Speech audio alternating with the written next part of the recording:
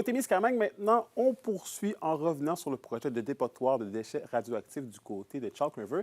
Et Olivier, la Cour d'appel fédérale entendra la communauté de Québec qui s'oppose au projet. Oui, absolument, Anthony. Il y a une audience qui est prévue demain pour l'entendre la Première Nation en lien avec cette contestation.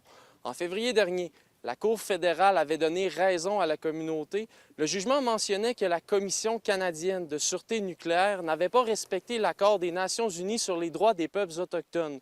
Selon elle, la nation algonquine aurait dû être consultée et ça n'a pas été fait.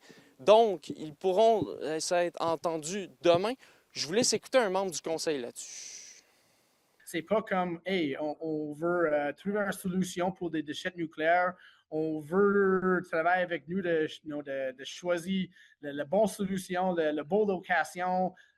Laisse-nous travailler ensemble. C'est vraiment pas ça. C'est, hey, Québec, nation algonquine, on a un problème. C'est ça notre solution. C'est ça la location. On veut faire ça. C'est quoi tu penses de ça?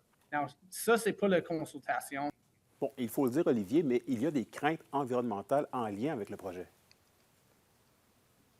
Oui, effectivement, Anthony. Pour ceux là, qui sont contre le projet, ce qui préoccupe à l'heure actuelle, c'est que le site qu'on a choisi est situé à moins de 1 km de la rivière des Outaouais.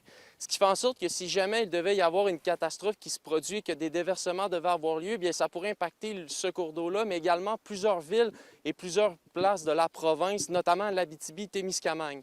Pour le député d'Abitibi-Témiscamingue, Sébastien Lemire, il faudrait choisir un autre endroit, selon lui, surtout dans un contexte où ce n'est même pas Québec qui est responsable du projet, mais bien l'Ontario. Je pense que l'Ontario et le reste du Canada ont à être responsables de ses propres déchets et de prendre ses propres risques. Je comprends que ça aille quelque part dans le bouclier canadien, mais il y a assez d'espace dans le nord de l'Ontario vers l'ouest du Canada pour pouvoir stocker ça. C'est pas obligé d'être le Québec et ses cours d'eau, ses affluents qui prennent les risques pour des décisions politiques que nous n'avons pas prises. Le Québec a tourné le dos au nucléaire, le reste du Canada ne l'a pas fait. Donc, il doit assumer lui-même les conséquences potentielles de la gestion de ses propres déchets. En terminant, Anthony, il est à noter que l'audience aura lieu du côté d'Ottawa demain matin à 9 h. Oui, c'est donc quelque chose qu'on va suivre de très près. Merci beaucoup, Olivier.